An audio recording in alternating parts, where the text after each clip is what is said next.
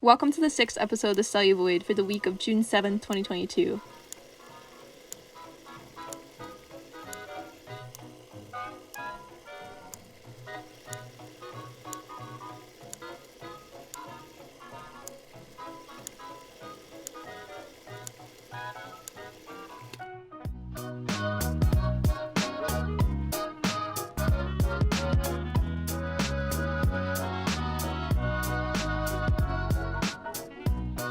Today I'm joined by Ghen Dennis. Ghen is a documentary filmmaker and teacher. Their worldview is informed foremost by being an outsider punk kid from Alaska who came of age during the Cold War, the AIDS crisis, and ultimately the impact the video recording of the beating of Rodney King had, questions of citizen agency to push back against abuses of power. Ghen believes that media is in the hands of the people and is a powerful agent for dialogue and social evolution. And their approach to teaching and filmmaking reflects these ideas. Ghen's film work has found them standing atop of the Berlin Wall in 1990, shooting Super 8 footage of anti-war protesters after 9/11, working in post-Katrina, New Orleans, and thinking about the politics of disaster and representation in Sierra Leone, Haiti, and Puerto Rico as a videographer for the United Nations. They are an adjunct professor of global communications at Ramapo College and the artistic director of the New York State Summer School of Media Arts. Now on with the episode. Hello, are you there? I am here. Okay, awesome. Welcome. Thank you. So you've just commuted back from Alaska to Pennsylvania. Yeah, so I was in Alaska for a few weeks. Been trying to go up there more often. So, I typically ask everyone the question of just how they got started with the arts. I know some people, it's like later for them. They found it maybe in university, but some people when they were a kid. So I'm just like interested how your path began and also just like fine tuning into documentary and why you have like honed in on that. Yeah, well, I grew up in Anchorage, Alaska, which was, really obviously not a bastion of the arts, so to speak, not a central location. So my friends and we would seek out sort of the extraordinary. We made our own like fanzines and sent them all over the country and participate in punk shows that would come up into town. And then there was one art cinema in Anchorage that no longer exists that we would frequent, and oftentimes our high school art class would go together after school, where I saw films by Mike Lee and can't remember exactly now, but so there was a little bit of an entryway into that, and then sort of this impulse to get out of Alaska, to get out of Anchorage, and I wanted to study art or filmmaking specifically, and to do it somewhere where I felt like I could not be constrained by the kind of social hierarchies that I found active in Alaska, sort of suburban white kid. And that brought me to the Minneapolis College of Art and Design, where I studied film and photography. You mentioned, I think, in your introduction about the Berlin Wall. And so that's when I was going to art school in Minneapolis and did my senior thesis on sort of the opening of the Berlin Wall and the elections, the democratic elections in Romania and Czechoslovakia.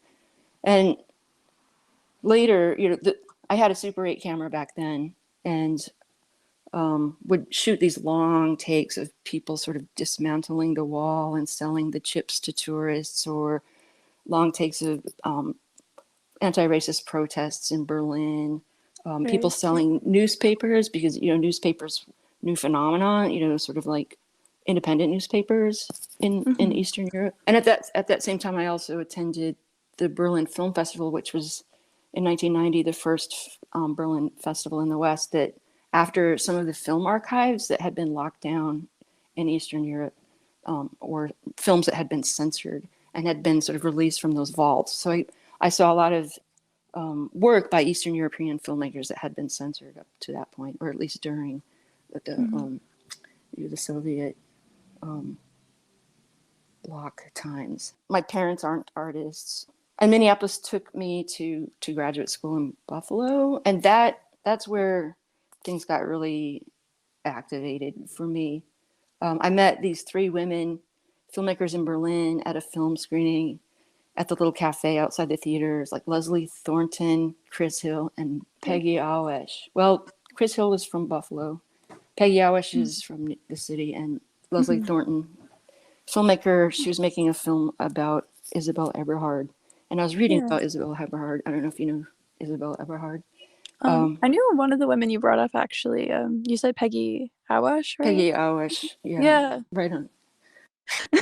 Yeah, yeah. So Chris Hill and I were talking at this coffee shop, this woman I didn't know, and she had taught at Buffalo and was curator of film and media at a place called Hall Walls in Buffalo. So I sort of put that in the back of my mind. And then lo and behold, back in Minneapolis, when I was finishing up my undergraduate work, there was a flyer for grad school in Buffalo. And there was an opportunity to be a graduate student teaching assistant. So you could go and get paid to teach and go to school and not pay tuition. I was turned on to a kind of a different way of thinking about media and the relationship that media art can have to a community, and Mm-hmm. notions of public access, not only public access television, although that existed, but public access to the technology to Yeah. make media, to make that accessible to people that wouldn't otherwise have the means. Of course, now a lot of people have phones, which are creating digital images that are much higher resolution than anything we were making back then. But, and so in the sort of political spirit of media access, I was also studying artists, both sort of documentary filmmakers and video artists, but also experimental media makers that were using nonfiction material, but in very experimental ways. And so that sort of possibility for that as a way of storytelling became intriguing to me. I guess like just like being a nonprofit and like how you I guess like withhold like a budget for it, like I guess like what I mean, I guess that comes later with like what's been happening with the New York State Summer School, but I mean you must know the ins of like what the process is of budgeting out, like okay, well how much film stock will we need to provide for a class, and like cameras, those logistics of like teaching I guess like a younger crowd, and like providing that like you were saying, like accessibility. When I was working at Squeaky Wheel in Buffalo after I graduated from University of Buffalo, I had a couple of different roles there as technical director and program director, and teacher. And so I think part of the access to the technology is also teaching students, giving students, young people, the agency to create work. And one of my sort of go-to projects is a self-portrait, because everybody Mm. wants to make a self-portrait, and nobody can make a self-portrait of someone else, and nobody Mm. can make a self-portrait that looks like someone else's self-portrait, although those kinds of social dynamics do get into the mix. But providing a space where students can see work and make work that gives them a sense of agency to not just duplicate and recycle images that they've seen in popular culture, but to have access to a sort of an alternative way of making work. And one of the sort of most obvious or easiest roadmaps into that is filmmaking, because people don't have access to 16 millimeter film, and and then don't really have an understanding of the materiality of that, and so that you can draw on it and paint it or cut up a film that already exists and integrate it into other material in an original way. And so there's a kind of hands-on materialism to the process too of making those kinds of images, and sound too.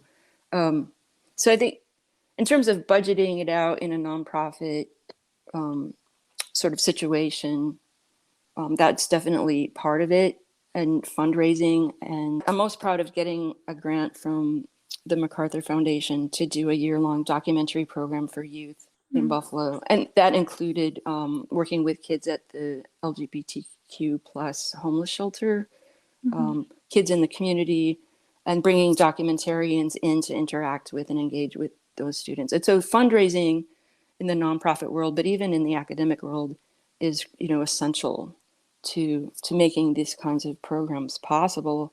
And that kind of fundraising that one has to do, and the kind of funds that are available, generally reflect a kind of political climate in the moment. Mm-hmm. So you have to learn how to sort of use that vocabulary to sort of prioritize your project, or have your project and idea sort of rise to the surface. Change your vocabulary so that you disguise it in a way, right? That they're not Mm-hmm. going to read it, and you can sort of get around the censor, so to speak. Yeah. Mm-hmm. I mean, I like the direction of like, well, documentary, I definitely want to talk about. I've had Taylor on so far and Anna, and they've talked about how they have approached like documentary and the subjects they've followed. Your work, it's political and like as it should be with what you were following and how in community based. And if you want to talk about that and how you approach that, because I mean, it's very sensitive. And I think some people who've made work about tragedies or just things that have happened to communities where they're kind of in a rebuilding phase or at war or like race, it can get very like emotional. So I'm curious like how you went about that when making documentary work.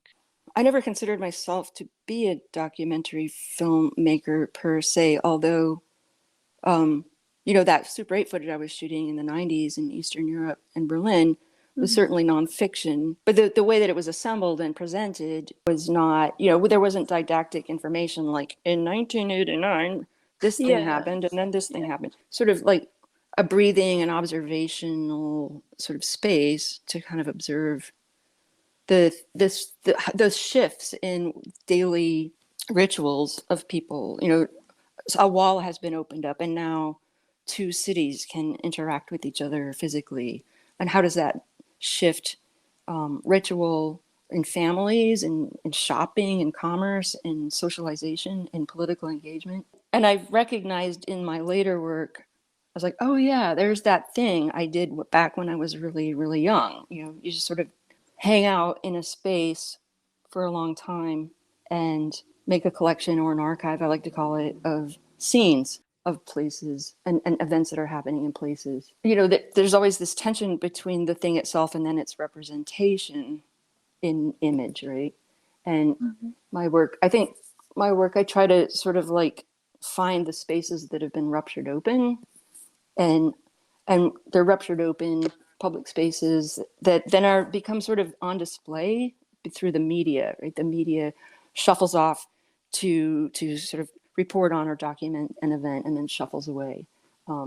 And the way that wars in particular and natural disasters are, part of this rupturing, and part of this event that is an is a reason, right, for somebody to go in and report on it. I get impatient with the unreliability of like news sources that are using like a kind of economy of images that just speaks to the moment.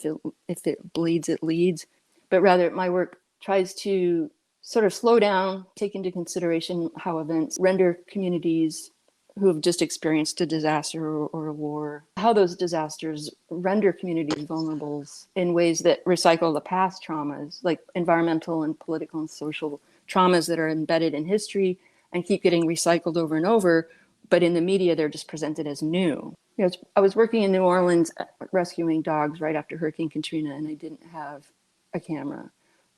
But that experience of working down there in that space, incited and the need for me to make a project, this ongoing 6-year-long project.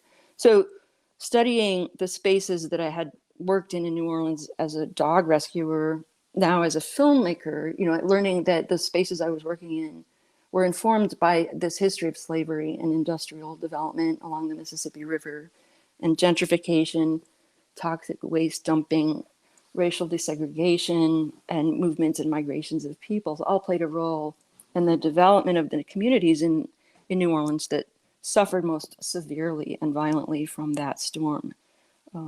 So to think about how the space, the earth, the trees, the grasses, the river waterways are all embedded, have all embedded within them these histories that speak to events that are happening now. Part of that research too is decoding news coverage that's adjacent to that event, and to become aware, or to teach myself or practice a sense of responsibility not to engage in that kind of delusional disaster reporting or engage in the sort of disaster economy of that kind of representation, and to have an awareness and consciousness of my own intrusion on the dignity of the camera subjects.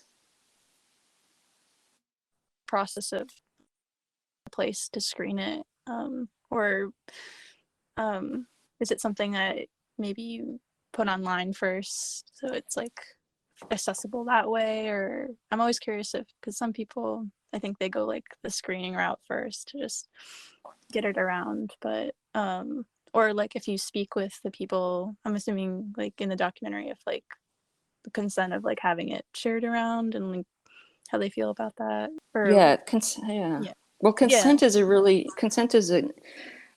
interesting and important concept, right? This kind of contract that one has with the people who they're making images of. And I'm not a self-promoter. I mean, my work shows in galleries when a curator finds it, programs it. I rarely send it out. You know, there's like this sort of distinction I think that I could make between work that I do like for hire as a documentary filmmaker, you know, for the United Nations, say, or independent documentary filmmakers that I shoot for, versus my own work. But there's also they also sort of happen in tandem. When I was working for the United Nations, I was working for a team of trauma therapists. What they would do is go into these places post-war, post-disaster, and work with communities to do trauma therapy, work with children doing art therapy, but also train local social workers and social work students in the practice and theory of trauma therapy that's not always readily available in the curriculum. And it's very specific to the location, often counseling people in a location that actually their trauma is the location and is the event that happened at that space and in that place. I found that, you know, that with relief work, you know, it only counts if there's a camera there, right, to witness it and prove that it happened.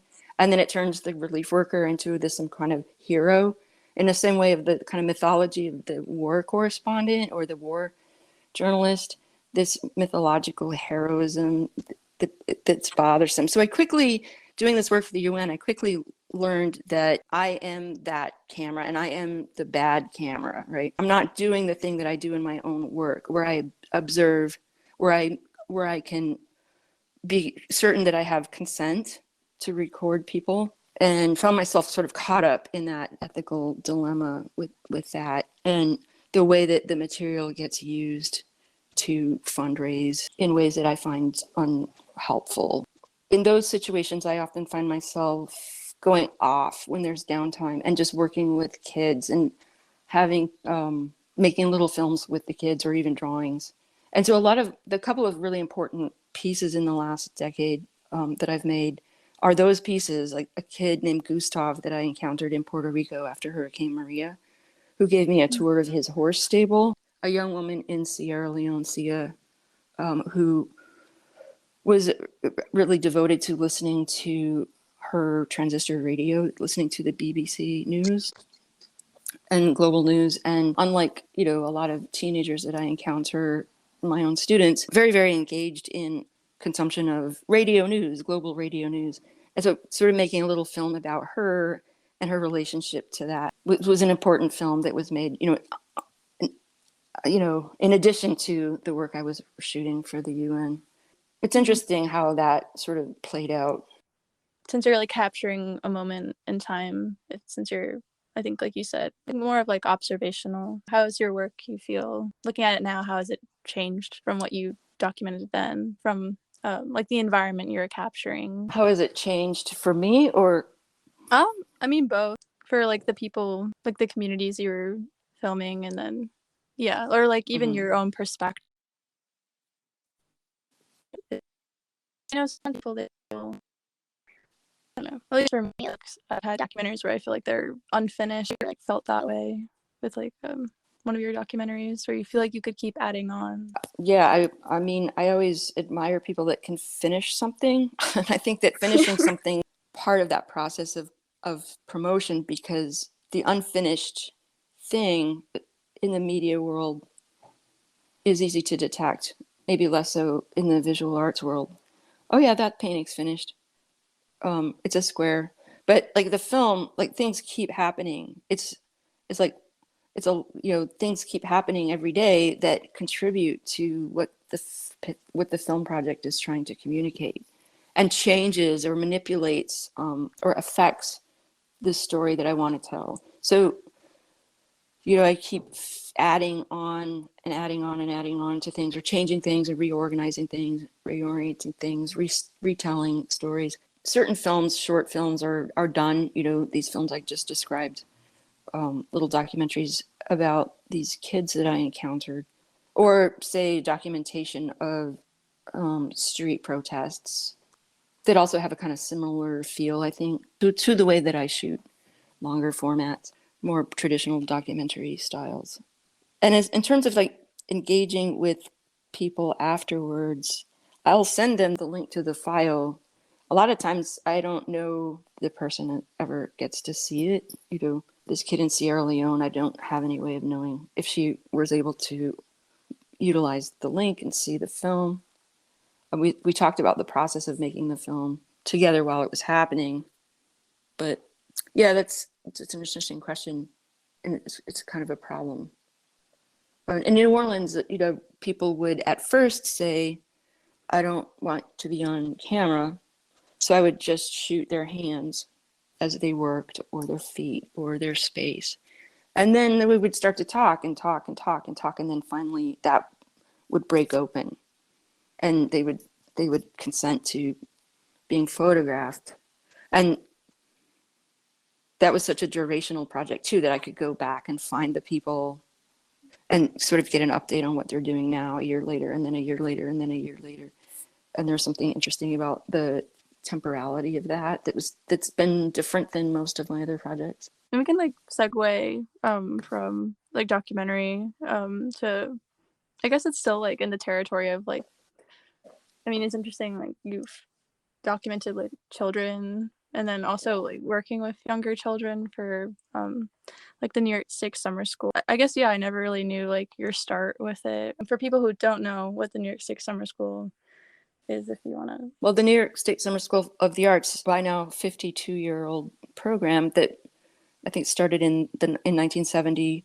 It's comprised of 7 different schools: media arts, the one that you and I have been involved in, dance, theater, visual arts, chorus. Going to graduate school in Buffalo, Buffalo was of the beginning of this notion of media access. So Buffalo had this institution called Media Study. There was this sort of, I'm not a historian of these facts, but a migration of Center for Media Arts into the Department of Media Study at Buffalo. And adjacent to this were other places like the Experimental Television Center and Visual Arts Workshop in Rochester, small, large, different kinds of institutions that focused on community media art making. And then born out of that became NISA Media Studies. NISA Summer School of the Arts did not always have a media school. Media studies, if you can imagine, in the 1970s wasn't something on everyone's imagination. Media as an art form was still new. Video technology was cumbersome, expensive, and pretty much relegated to television in the collective imagination. So now artists are using these tools of television to create art, and something that we might call avant-garde media art. So sort of in that environment, they initiated the first NISA Media Arts Summer School, came out of Buffalo. And then 30 years later, I was invited to teach filmmaking there. Bob Harris was the director. And I ended up teaching there for 13, 14 years before becoming the executive director. And the thing about the Summer School for the Arts is, in the case of media arts especially, is that it provides access to this technology that students across New York State, from rural communities, urban communities, wealthy communities, impoverished communities, had access to, whether their public school had computers, dark rooms or not.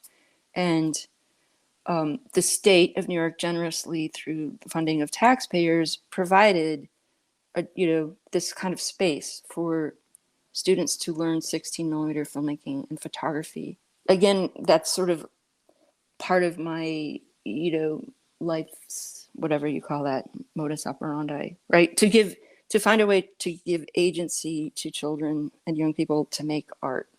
And Nissa was definitely participating in that. And being the artistic director of that program gave me a chance to shape it in terms of the instructors that were hired, the visiting artists that came and interacted with the students and showed their work, following along the sort of template that previous executive directors had laid out, and very much prioritizing thinking about media arts as an art form and not an industrial or commercial form. So teaching students about media as an art and not necessarily something commercial. Although if students wanted to make narrative film or commercial video, they were certainly not discouraged too harshly. Go ahead.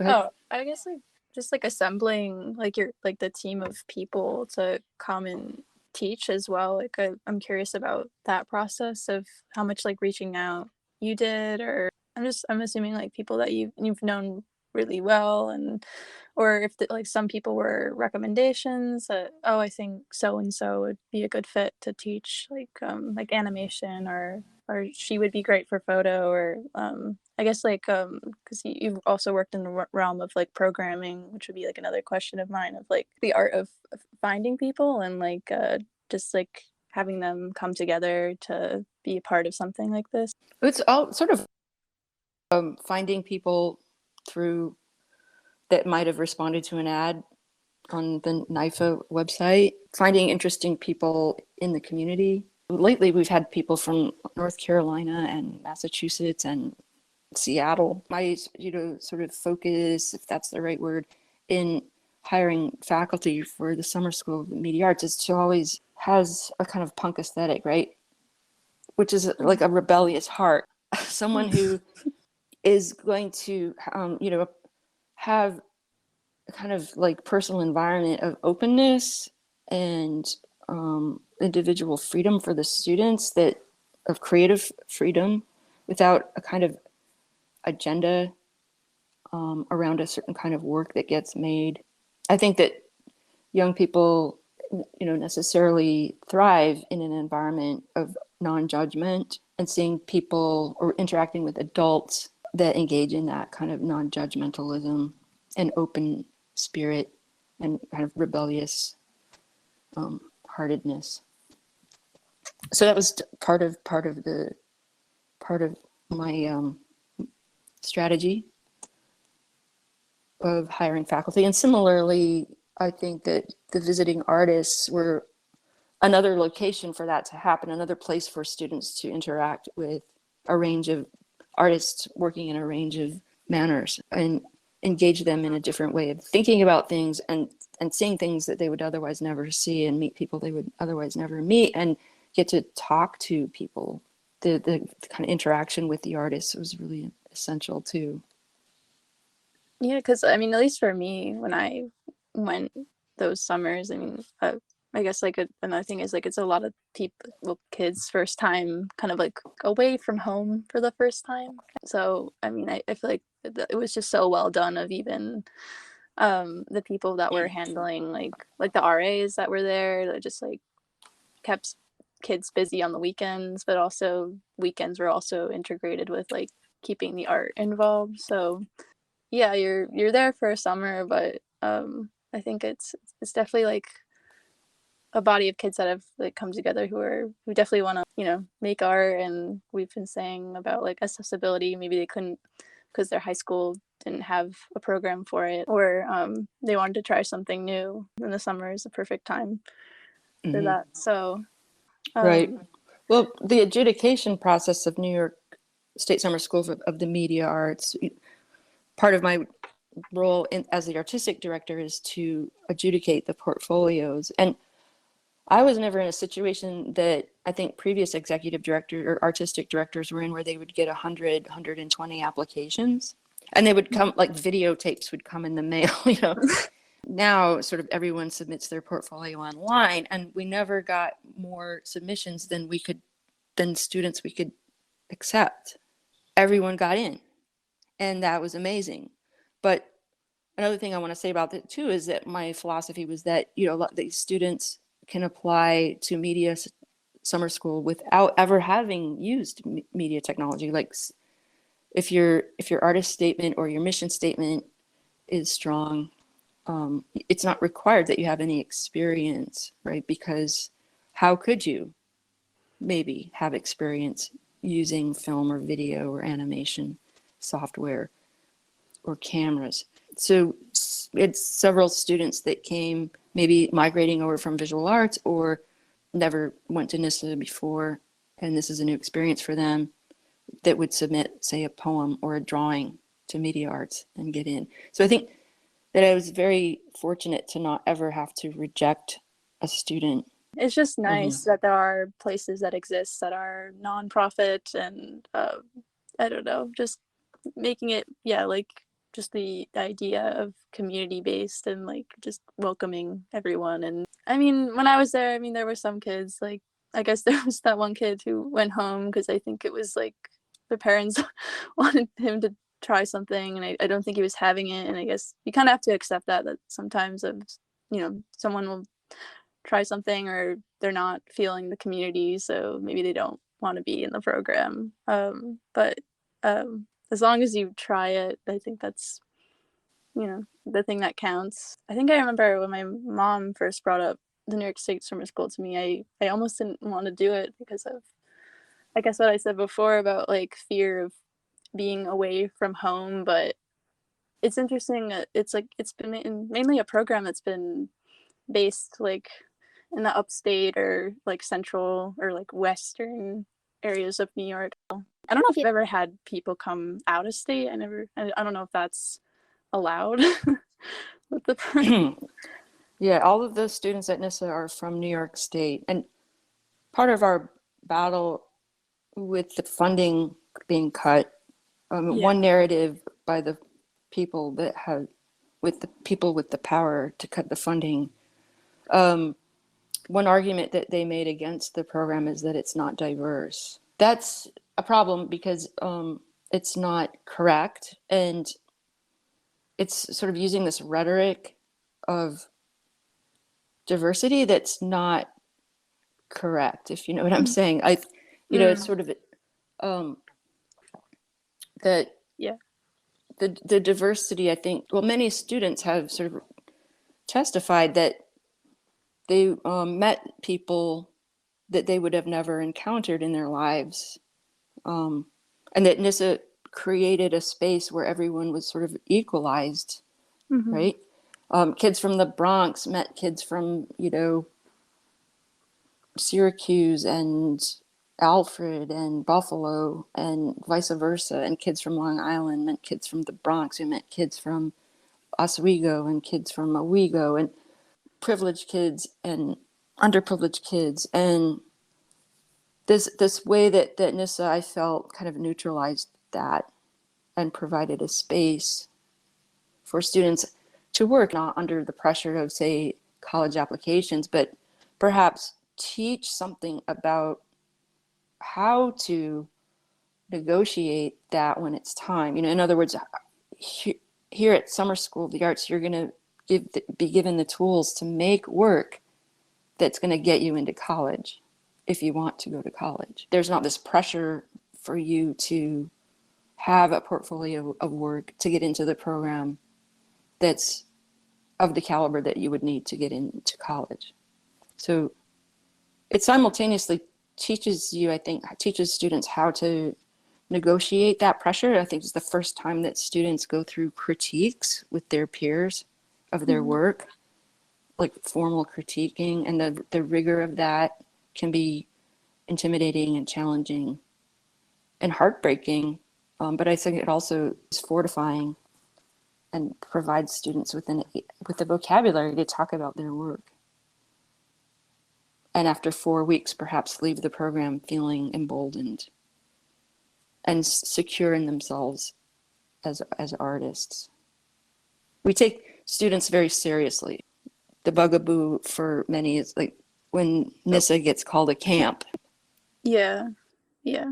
Um, Yeah. I guess like it would be a good time now to shed light on the news that had broke. Was this I'm trying to remember now, January or when did you hear that the funding was cut for the New York State Summer School?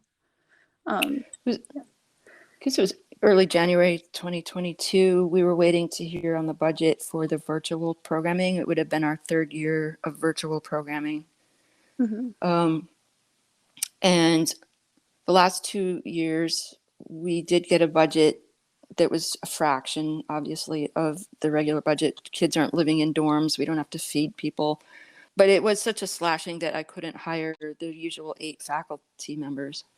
So in January, we heard that the funding wasn't going to be put into place for summer 2022, but that the Department of Education would rally and advocate for funding to be in place for 2023 and in perpetuity. And they replaced this summer NISA program, all 7 schools, with a $150,000. The NISA budget's about $2 million for all 7 schools. It serves about, I'm going to say, 150 students a year through the different schools. So the $150,000 scholarship is inadequate to provide the same kind of opportunity that NISA did to the NISA students. If 150 New York State high school kids apply for money from that scholarship fund, each of them would get $300.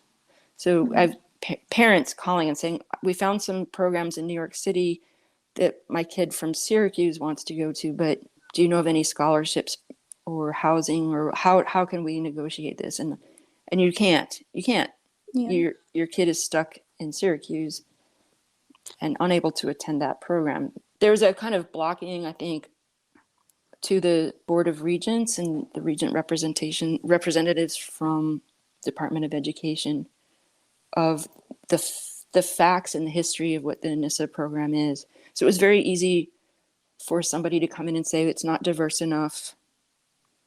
It's not adhering to our mission of diversity, inclusion, and equity.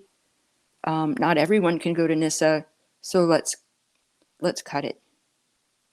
And the logic of that is incorrect, I think. And then the process got really opaque. We had no advocate in the Department of Ed that we could speak to get answers, to testify to let students testify to. We have students that come from low income families, underprivileged families, found themselves at summer school, found themselves getting scholarships to college because of the work they made at summer school, found themselves back teaching at summer school, find themselves engaging in community art institutions more readily and deeply than they would have if they hadn't attended the Summer School of the Arts. We did a FOIA request for the email exchanges between the powers that be, and we got the emails back and every line was redacted as if we were dealing with the CIA or something, you know what I mean? Yeah. So the Department of Ed sort of like, we're putting it off on the cultural department put it off on the education department, we put it off on the state didn't fund it. And so the sort of anxiety now is it just gets disappeared. Yeah. They erased the program from the website. Was this something like long time coming? No, because there's a budget surplus, and part of that budget surplus, I believe, is because of the grants that the federal government gave the states. Mm-hmm. So there's a budget to run the summer school program. There's the money. It's just a question of no one's allocating that money to the summer program.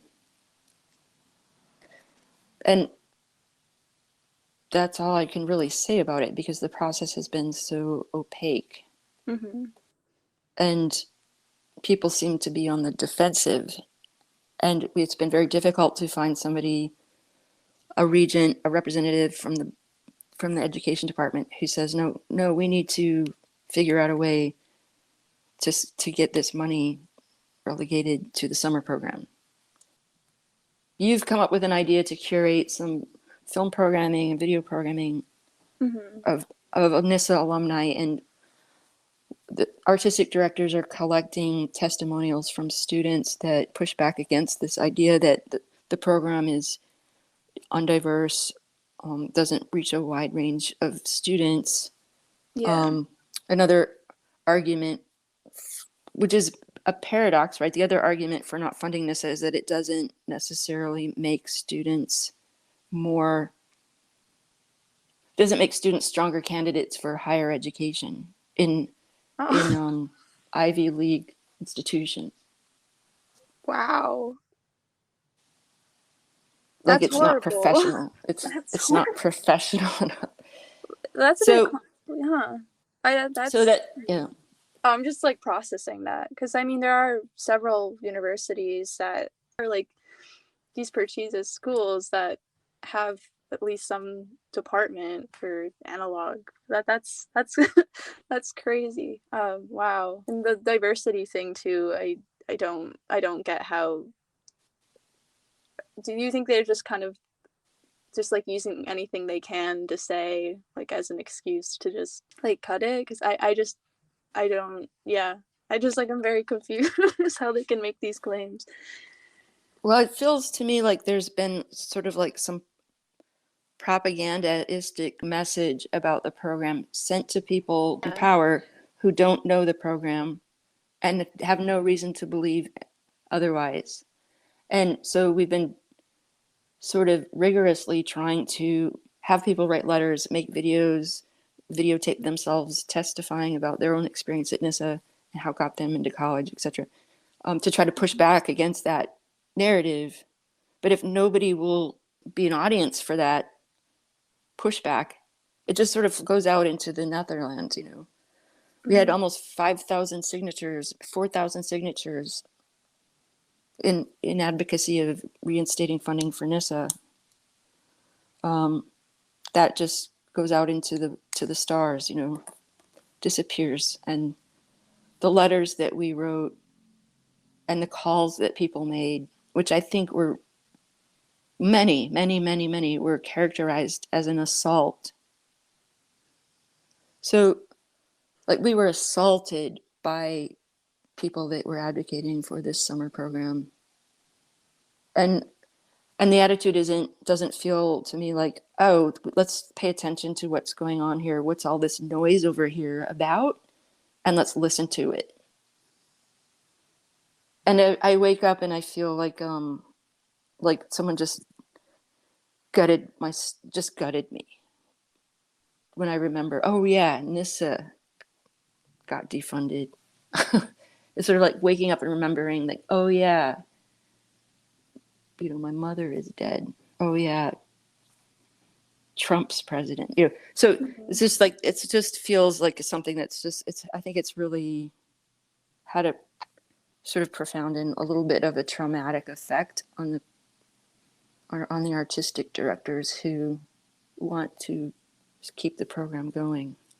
And I think like, I mean, I don't know if I don't want to speak for my whole class, but I mean, and just to debunk that argument that was made about higher education, so many people from my class alone they're doing great. Like, they're, I don't know, they're still making work that it is so rooted in the arts and just challenging it and like making it their own. And yeah, it was when that news was announced, it was like a lot of us kind of reconnecting and talking and yeah, feeling frustrated, confused, and trying to figure out what we can do. But yeah, I mean, I don't know how much a curated like program of work can do, but I do feel like it would really show the growth. I have no words almost at this point. It's just very frustrating and yeah. Well, yeah, it is frustrating. And I think, I mean, it also brings into focus this need for an archive, like in putting together slideshows of images of students working and clips of student work and putting text, like this student got a full scholarship to Emerson College, or this student came back to teach at NISA. Just the archive, that a curated program would become part of that archive. And I'm not saying like, let's dig the grave just yet, but I think that's part of the energy, right? That's flowing towards the good. I guess that was like kind of my last thing to cap off, but if there's like any closing things you want to say about even just like how people, I don't know, like advocacy to keep supporting arts in general, whether it is New York State or wherever. I think there's just talk of just a lot of places going robust and then having to get rid of equipment or sell it or just stop doing things in general. If like just any final thoughts there. I mean, all I can say in conclusion about summer school for the arts and what can happen next is that we need to sort of collectively pay attention. And if anybody knows somebody in the government who's a regent or in the Board of Education or a teacher, someone who has access into that world, to engage with the NISA's faculty and join the collective force, right, for good. What that looks like right now, I do not know. I'm currently designing a media center for this town I live in Pennsylvania called Easton, putting together some blueprints and plans to have an analog film production space and printmaking space, animation and video, and doing some volunteering, just doing filmmaking and alternative photo processes workshops around different institutions here in the libraries and other community centers until we can sort of have the momentum and the budget to create a media art center here. But that's certainly not distracting me or replacing NISA in, the energy that I'm putting out. Yeah. Hopeful. Yeah. I think I actually, it's funny you bring that up. I did run into Alex Derwick at City Purchase, and he was finishing a printmaking class, and he mentioned he would be collaborating with you. So it's like, it's good to hear that that's like taking off in a way, because you're still like community building, and like I think that's a big part of you, is like you're there for the people, and like just that's just so admirable. So I mean, there's like nothing wrong with that. I think that's like incredible you're doing that for your community in Easton. Thank you. Yeah, it's hard work, but it's good work if you can get it. Have a good rest of your day. Thanks. You too. All right. Ciao. That concludes the 6th episode of the Celluvoid. I really hope you all enjoyed it. If you want to check out more of Ghen's work, follow their Vimeo, which is their full name, Ghen Dennis, and also follow their Instagram at Ghen Dennis. If you like listening to these artist talks, feel free to check out the Celluvoid's Instagram page at the Celluvoid. I share and curate additional content that will go along with the people I interview, but also share other film-related posts. Thank you so much for listening, and stay tuned for the next episode.